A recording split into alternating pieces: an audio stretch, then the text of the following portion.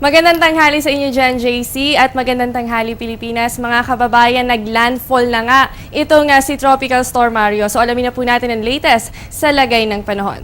Alas 10 ngayong umaga, namataan na po ang sentro nito, 64 kilometers north-northeast ng Tuguegarao City. Yan po ay naglandfall kanina sa northern tip ng Cagayan. So ngayon po, taglay pa rin daw yung lakas ng hangin niya na nasa 85 kilometers per hour. At ang gustiness naman po o yung pagbugso ng hangin, aabot po yan sa 100 kilometers per hour. Patuloy pa rin po ang kilos nito, west-northwest, sa bilis po yan na 22 kilometers per hour. Ayon po kay Pag-asa Weather Forecaster Alzar Aurelio, posible po na by Sunday evening ay nasa labas na ng ating area of responsibility itong si Bagyong Mario. At ngayon nga po ay nakataas na ang signal number 2 sa Cagayan, kasama rin po ang Calayan, ganon din po ang Babuyan Group of Islands. Samantala nakataas din po ang signal number 2 para po dito sa Isabela, Kalinga, Apayao, Mountain Province, Abra, Ilocos Norte, kasama na rin po ang Batanes Group of Islands. Posible nyo po maranasan dyan ang lakas ng hangin na nasa pagitan po yan ng 61 to 100 kph at sa susunod po yan na 24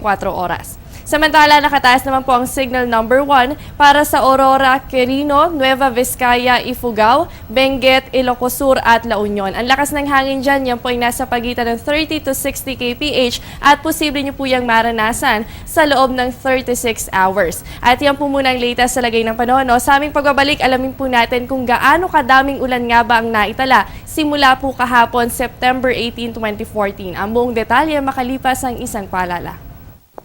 Teng, ang package. Ma'am, sabi ng Air 21 on the road na. Ano, Teng? Ang package. Ma'am, sabi ng Air 21 na receive na. Okay, very good. Basta padala, sagot ka ng Air 21. May real-time delivery updates via text para worry-free ka. Teng, ang package, napadala mo na? Yes, ma'am, sa Air 21. Sa Air 21, sagot ko, padala mo!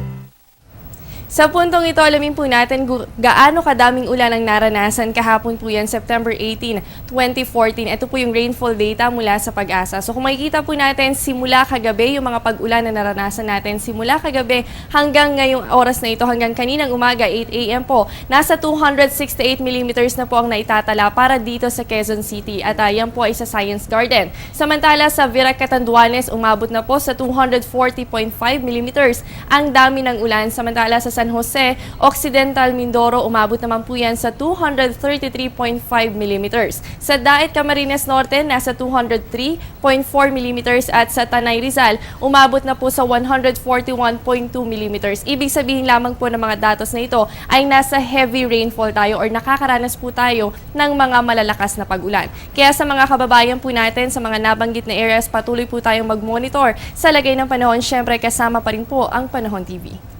At yan muna ang latest mula dito sa Pag-asa DOST. Manatiling nakatutok sa Panahon TV kung saan walang pinipiling panahon ang pagbibigay impormasyon. Ako po ang inyong nakasama, ang inyong weather body Jessie Basco na nagsasabing walang dadaig sa taong may alam at laging handa. Magandang tanghali, balik sa iyo, JC.